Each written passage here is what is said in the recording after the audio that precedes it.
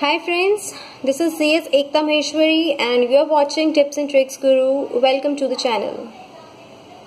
Today we will discuss about the new PAN card rules.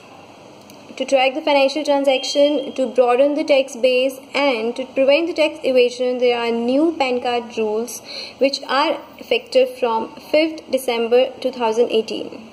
Number 1. It is mandatory for the entities whose financial transaction is more than rupees 2.5 lakh or more in the financial year has to apply for PAN.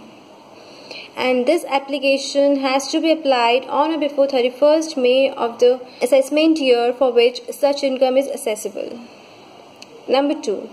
In case of a person being resident other than individual which enters into a financial transaction of rupees 2.5 lakh or more in the financial year has to apply for PAN immediately. Number 3. It is also mandatory for the resident entities even if their sales turnover, gross receipts does not exceed rupees 5 lakh in a financial year.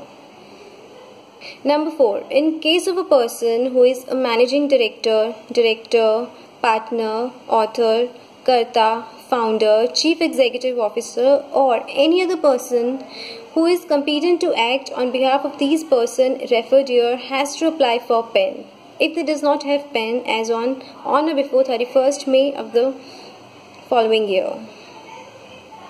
Number 5. The IT department has also done away with the mandatory quoting of father's name while applying for the permanent account number. It is said that it is not mandatory to quote father's name for applying for PAN application if the mother of the applicant is single. That's all about new PAN card rules which are effective from 5th December 2018. For any query, you can mail me at the below mentioned ID. Thanks for watching this.